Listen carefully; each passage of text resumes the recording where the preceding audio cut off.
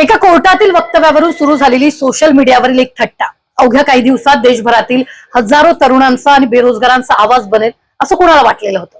आपण बोलतोय कॉक्रोच जनता पार्टी म्हणजेच सीजेपी बद्दल.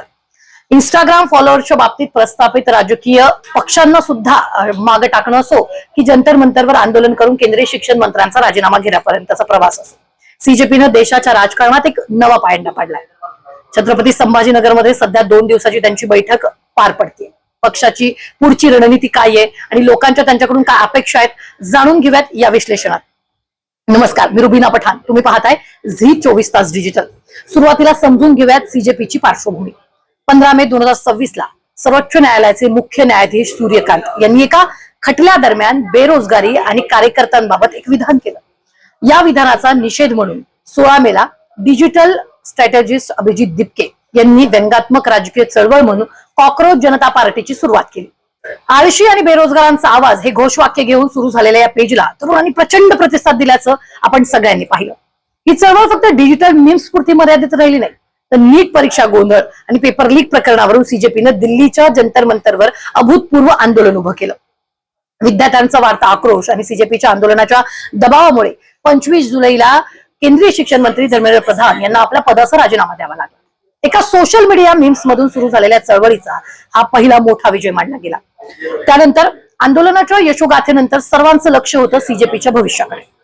याच पार्श्वभूमीवर छत्रपती संभाजीनगरमध्ये सीजेपीची 2 दिवसाची अत्यंत महत्वाची रणनीती बैठक पार पडते. या बैठकीत 5 मोठे निर्णय घेऊ शकतात. ते निर्णय कोणते असतील ते मी तुम्हाला सांगणार आहे. पहिला निर्णय असू शकतो राजकीय पक्ष नाही तर दबावगट. सीजेपी सध्या निवडणूक लढवण्यासाठी कोणतेही अधिकृत राजकीय पक्ष म्हणून नोंदणी करणार नाही. सत्तेत कोण आहे त्यांना काही फरक पडत नाही. तरुणांच्या शिक्षणाच्या आणि रोजगाराच्या मुद्द्यावर सरकारवर दबाव आणणारा दबाव गट म्हणून ते काम करतील अशी चर्चा. दुसरं महत्वाचं नॅशनल लिस्निंग टूल. तरुणांचे प्रश्न केवळ दिल्ली किंवा महाराष्ट्रापुरते मर्यादित नाहीये. म्हणूनच देशभरातील विविध राज्यातील विद्यार्थ्यांशी स्पर्धा परीक्षा देणाऱ्यांशी थेट संवाद साधण्यासाठी सीजेपी लिस्निंग टूर आयोजित करणार असल्याची सुद्धा चर्चा आहे. तिसरं महत्वाचं विद्यार्थ्यांच्या पाठीशी ठाम. झारखंडमधील स्पर्धा परीक्षांमधील कथित गैरव्यवहार विरोधात आंदोलन करणाऱ्या विद्यार्थ्यांच्या मागण्यांना सीजेपीचा पूर्ण पाठिंबा असून गरज पडल्यास सीजेपीचे प्रतिनिधी तिथं भेट देतील असं सुद्धा ठरल्याचं कळतंय. चौथं आंदोलकांवरील गुन्ह्यांवर कायदेशीर लढा लढणार आहे. जंतर मंतर आणि इतर आंदोलनादरम्यान शेकडो विद्यार्थ्यांवर एफआयआर दाखल झाले. या सर्व विद्यार्थ्यांना मोफत कायदेशीर मदत देणं आणि हे गुन्हे मागे घेण्यासाठी कोर्टात लढा देणं हा सीजेपीचा प्राथमिक अजेंडा असणार असल्याची सुद्धा माहिती मिळते. पुढचा मुद्दा पेपर लीक विरोधात मॉडेल कायदा मसुदा येण्याची शक्यता. सीजेपी फक्त विरोध करणार नाहीये तर कायदे तज्ज्ञ आणि शिक्षण तज्ज्ञाच्या मदतीनं पेपर लीक विरोधी कायद्याचा एक आदर्श मसुदा तयार करून तो सरकारला सादर करणार असल्याची सुद्धा चर्चा आहे. E20 इंधनाविरोधात आणि त्याविरोधातील आंदोलनाला सीजेपीचा पूर्ण पाठिंबा असेल असं सुद्धा दिपकेंनी स्पष्ट केल्याचं कळतंय. ग्रासरूट नेटवर्क विस्तार वाढवणार असल्याचं कळतंय. केवळ इंस्टाग्राम किंवा ट्विटरवर न राहता प्रत्येक राज्यात आणि जिल्ह्यात युथ कोऑर्डिनेटर्स नियुक्त करून संघटन तळागाळापर्यंत पोहोचवलं जाऊ शकतं याची सुद्धा चर्चा सध्या या बैठकीत सुरू आहे. बैठकीनंतर सीजेपी आपली पुढची रणनीती स्पष्ट करेलच. पण सर्वात महत्वाचा प्रश्न आहे की ज्या हजारो तरुणांनी या चळवळीवर विश्वास ठेवलाय त्यांच्या या कॉक्रोच जनता पार्टीकडून नक्की काय अपेक्षा आहेत. आणि दुसरीकडे डिजिटल मीम्स वरून सुरू झालेला हा राजकीय प्रवास सीजेपी साठी वाटतो तितका सोपा असेल का? पाहुयात या नाण्याच्या दोन्ही बाजू. लोकांच्या अपेक्षा आणि सीजेपी समोरील मोठी आव्हानं काय असू शकतात. पहिली अपेक्षा लोकांची परीक्षा पद्धती सुधारणा.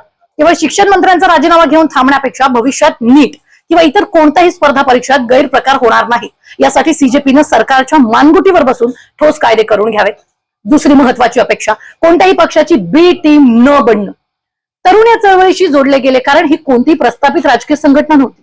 त्यामुळे भविष्यात काँग्रेस, भाजप किंवा कोणत्याही प्रादेशिक पक्षाच्या दावणीला न बांधता सीजेपीनं आपलं स्वतंत्र अस्तित्व टिकवून ठेवावं ही एक अपेक्षा. तिसरी अपेक्षा निधी आणि निर्णयांमध्ये स्पष्टता. आंदोलनासाठी होणारा खर्च आणि मिळणारा निधी म्हणजे क्राऊड फंडिंग या बाबतीत पूर्ण पारदर्शकता असावी जेणेकरून चळवळीवर कुणालाही भ्रष्टाचाराचा आरोप करता येणार नाही. लोकांच्या अपेक्षा काय आहेत हे आपण पाहिले. पण हे सगळं करत असताना सीजेपी समोरील आव्हानं तितकीच कठीण असू शकतात. ती काय आव्हानं असू शकतील तेही सांगते. पहिलं आव्हान सोशल मीडिया ते ग्राउंड रियालिटी. इंस्टाग्रामवरील व्हर्च्युअल फॉलोअरची गर्दी आणि प्रत्यक्ष रस्त्यावर उतरून दीर्घकाळ आंदोलन करणारे कार्यकर्ते यात मोठा फरक असतो. ही ऊर्जा सातत्याने टिकवून ठेवणं हे सीजेपी मधील सर्वात मोठं आव्हान असेल. दुसरं मोठं आव्हान कायदेशीर लढा आणि दडपशाही, सत्ताधारी यंत्रणा आंदोलकांवर दाखल झालेले खटले आणि इतर पोलीस कारवायांच्या माध्यमातून दबाव आणण्याचा प्रयत्न करेल. या कायदेशीर लढाईला तोंड देणं हे सोपं नसणार आहे. तिसरं मोठं आव्हान, संघटनेचं नेतृत्व आणि फूट. जेव्हा एखादी चळवळ मोठी होते ना, तेव्हा स्थानिक पातळीवर विविध विचारसरणीचे लोक एकत्र येत असतात. अशा वेळी नेतृत्वाखाली स्पष्टता टिकवणं आणि संघटनेत फूट पडू न देणं हे मोठं आव्हान त्यांच्या समोर असणार आहे. थोडक्यात सांगायचं झालं तर कॉक्रोच जनता पार्टीने हे सिद्ध करून दाखवले की लोकशाही जर तरुण एकत्र आले तर एका मीम्सच्या माध्यमातूनही सत्तेला उत्तरदायी बनवता येतं. सीजेपीची दिशाही स्पष्ट झाली आहे. निवडणूक लढवायची नाही, पण सत्तेवर वचक ठेवायचा. तुम्हाला काय वाटतं? सीजेपीनं दबावगट म्हणूनच काम करायला हवं की भविष्यात प्रत्यक्ष निवडणूक लढवून राजकारणात उतरायला हवं? तुमची मतं कमेंट्स मध्ये नक्की सांगा. हा व्हिडिओ माहितीपूर्ण वाटला असेल तर लाईक करा, मित्रांसोबत शेअर करा आणि अशा सखोल विश्लेषणासाठी चॅनलला नक्की सबस्क्राईब करा. धन्यवाद.